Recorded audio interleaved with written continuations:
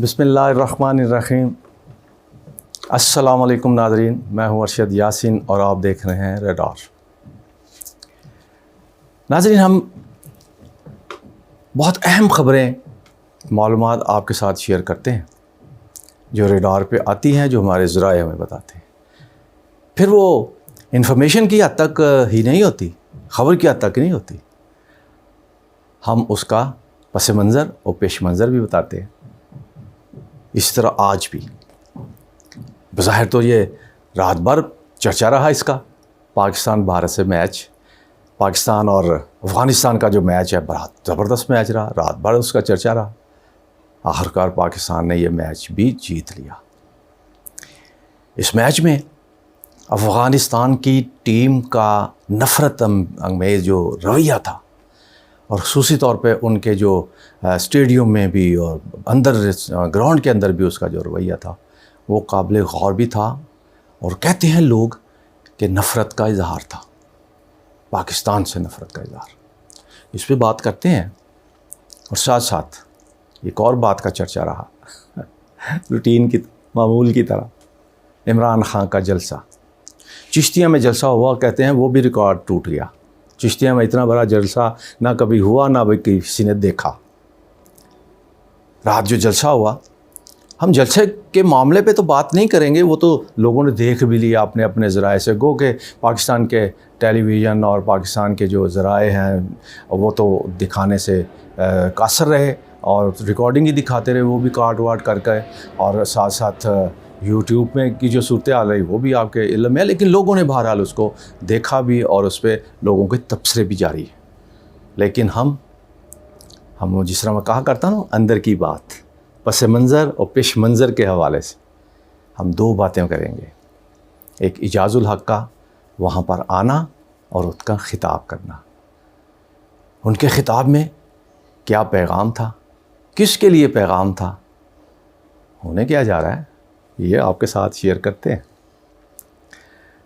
اور اس کے ساتھ ناظرین، آپ کے علم میں ہوگا، ہم نے 2-3 دن پہلے اپنے ویلاگ میں اصلی بھٹو کی بات کی تھی کہ اصلی بھٹو سندھ میں نمودار ہوا ہے، یاد ہے نا آپ کو؟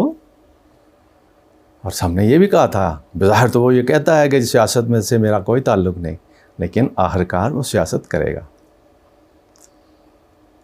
آج کیا ہوا ایسا کہ ہمیں یہ آپ کو یاد دلوانے کی جو ہے وہ ضرورت پڑی کہ ہم نے یہ پہلے کہہ دیا تھا کہ اب ہوا کیا؟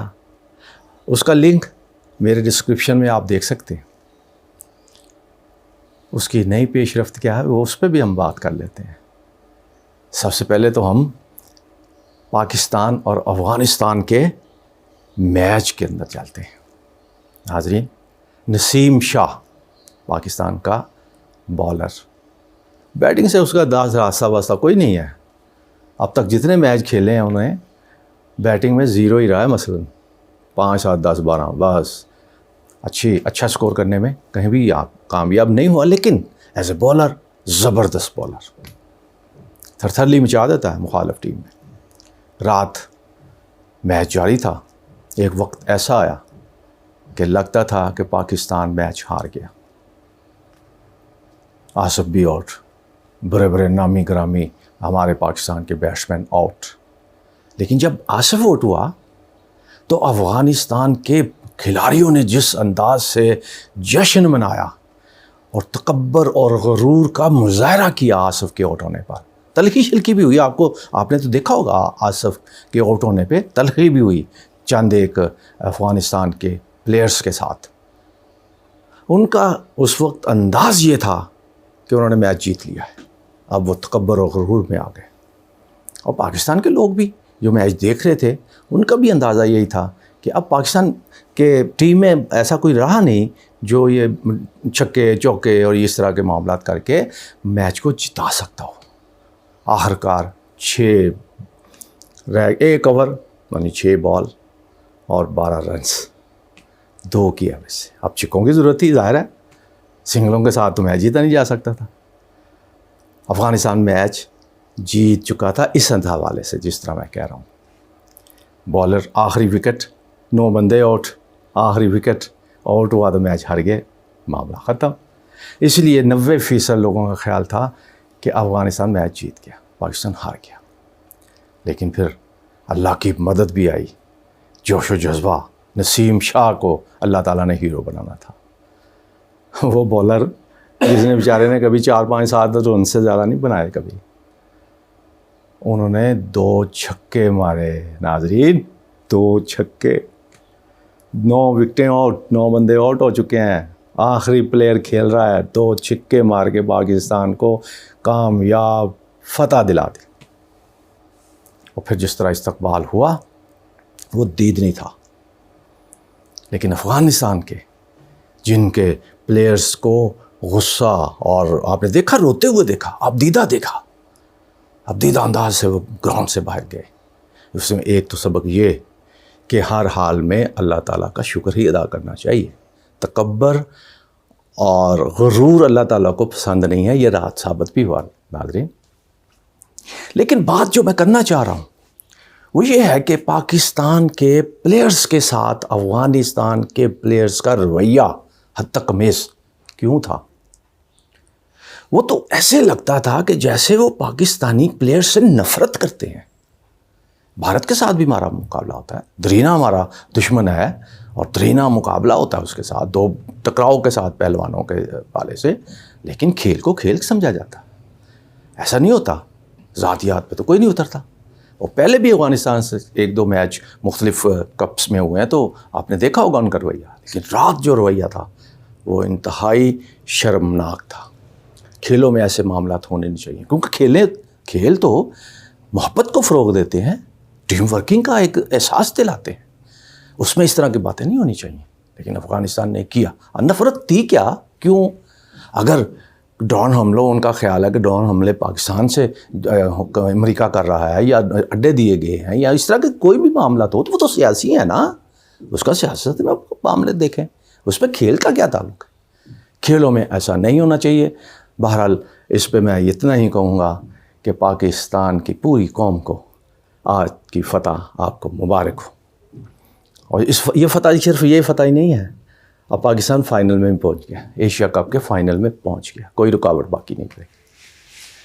लेकिन एक जुमला मैं आखिर में जाते जाते मैं आपको बता दूं अफ़गानिस्तान के इस मैच के हवाले से। एक दोस्त ने ट्वीट किया है कि 2 रन्स पे 2 बॉलों पे 12 रन्स का मतलब ऐसे ही है जैसे अफ़गानी 10,000 का क्लीन 1200 में दे देते हैं। आप भी इंजॉय करें। अब चिश्तिया के जलसे की बात कर लेते हैं। चिश्तिया के जलसे में नाजरीन इजाज़ुल हक़ की आमद, उसका खिताब। हालांकि अब तक के जलसों जुलूसों में ये देखा गया है, तहरीक इंसाफ के जलसे होते हैं तो तहरीक इंसाफ के 1-2 लीडर खिताब फरमाते हैं, ख़ुसूसी तौर पे वहाँ का मेज़बान और 1-8 को लीडर और इमरान खान, बस। बाकी वो नगमा और तराना और इस तरह के मामला जो चलते। लेकिन आज इजाज़ुल हक़ का खिताब बहुत अहमियत अख्तियार करता। इस हवाले से नाज़रीन मैं ये कहना चाहता हूँ, ये इजाज़ुल हक़ तो वही है ना जो ज़ियाउल हक़ के साहबजादे हैं, MNA भी रहे हैं, अपनी पार्टी भी बना रखी है ज़िया लीग के नाम से, और मशहूर इस हवाले से आजकल कि ये इस्टेब्लिशमेंट के बहुत करीब हैं। इमरान खान के साथ इन्होंने जो मुलाकातें की थीं उसका ये तासुर मिलता रहा कि इस्टेब्लिशमेंट का पैगाम लेकर के ये इमरान खान को मिलते रहे हैं, और इमरान खान जो कहता था वो पैगाम जो है इस्टेब्लिशमेंट को देते रहे। ये एक तासुर था। इसकी रोशनी में ज़रा गौर फरमाइएगा जो मैं कहना चाह रहा हूँ, ये एक तासुर था। अब चिश्तिया के जलसे में इजाज़ुल हक़ का आना, खिताब करना, और ख़िताब क्या, 2 जुमले मैं आपके सामने रखता हूँ। एक तो उन्होंने कहा कि इश्क किश्ती को डूबने नहीं दूंगा। कौन सी किश्ती? तहरीक इंसाफ जहाँ जलसा कर रहा था। कहने का मतलब था कि तहरीक इंसाफ के ख़िलाफ़ जो कुछ होने जा रहा है, जो हो रहा है, मैं उसको डूबने, उस किश्ती को डूबने नहीं दूंगा। दूसरा जुमला उनका था, मैं ख़ुद भी इस किश्ती में सवार हो चुका हूँ। اس لیے اس کو ڈوبنے نہیں دوں گا۔ یہ پیغام تھا کس کے لیے، کس کو دیا جا رہا تھا؟ جلسے میں آ کر کے یہ سب کچھ کہنا، اور پھر ایک اور جملہ نون لیگ اور پیپلز پارٹی کے لیے انہوں نے کہا کہ اگر اس طرح عمران خان کو دیوار سے لگایا گیا تو پھر آپ کو بھی بچنے کا، بھاگنے کا موقع نہیں دیا جائے گا۔ یہ ساری چیزیں بڑی غور طلب ہیں، آپ بھی سوچیں، میں بھی سوچتا ہوں، اور اس پہ میرے پاس جو انفارمیشن ہے وہ بھی میں آپ کے ساتھ اگلے ویلاگ میں شیئر کروں گا کہ ہونے جا کیا رہا ہے۔ اور ناظرین، دوسری بات عمران خان نے اسی جلسے میں دوسری بات جو اہم کی ہے، جس کے پس منظر اور پیش منظر کی میں آپ کے سامنے شیئر کرنا چاہتا ہوں، وہ انہوں نے عمران خان نے کہا پنجاب میں پھر عدم اعتماد کی باتیں کی جا رہی ہیں، عملی طور پر عدم اعتماد کرنے کی تیاریاں بھی ہیں اور منصوبہ بندی بھی مکمل ہے۔ لیکن میں جو آپ کے ساتھ شیئر کرنے جا رہا ہوں ناظرین، یہ باتیں تو ہوتی رہی ہیں، لیکن عمران نے رات جو اس کے ساتھ ویڈیو کلپ چلائے، میں وہ آپ کے ساتھ شیئر کرتا ہوں۔ ویڈیو کلپ کیا تھے؟ ویڈیو کلپ تھے مریم، شاہد حقان عباسی، احسن اقبال، رانا ثناء اللہ۔ یہ مسلم لیگ نون کے چاروں مرکزی رہنما بھی اور اس وقت وفاقی وزیر بھی ہیں۔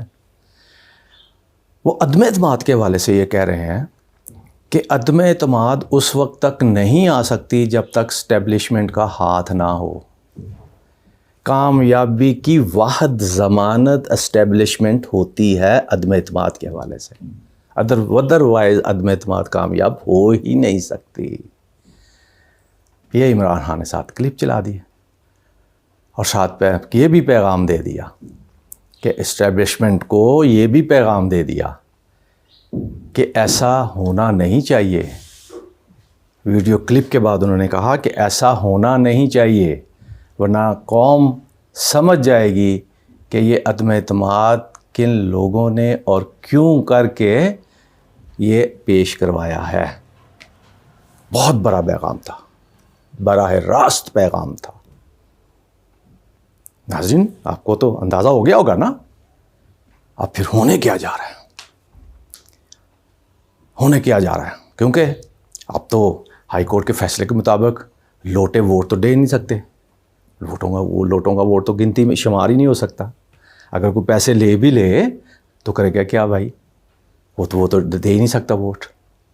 صرف ایک ہی حل ہے نا کہ وہ غیر حاضر ہو جائے، اس دن آئے ہی نہ۔ جب آئے گا ہی نہیں تو بھی ظاہر ہے وہ وفاداری تو اس کی مشکوک ہو گئی، اس پہ پھر قائد جو ہے، پارٹی کا قائد جو ہے، وہ الیکشن کمیشن کو لکھ کے دے سکتا ہے میں نے فیصلہ یہ کیا تھا، میرا جو کارکن ہے، میرا جو اسمبلی کا ممبر ہے، اس نے وائلیٹ کیا اس معاملے کو، لہٰذا اس کو نااہل قرار دیا جائے۔ بات پھر عدالتوں میں چلی جائے گی، نااہلی شاہلی یہ وہ۔ پھر اس کا سیف حل کیا ہے وہ میں آپ کے سامنے رکھ دیتا ہوں۔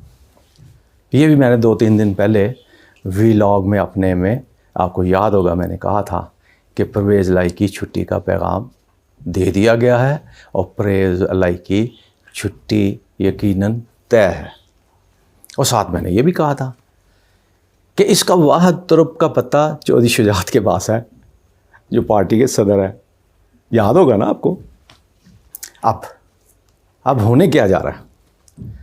اب پھر وہی بات ہونے جا رہی ہے۔ آصف زرداری لاہور آنے والے ہیں، آ کر کے پھر جوڑ توڑ اور یہ وہ حمزہ صاحب تشریف لے آئے ہیں پاکستان میں۔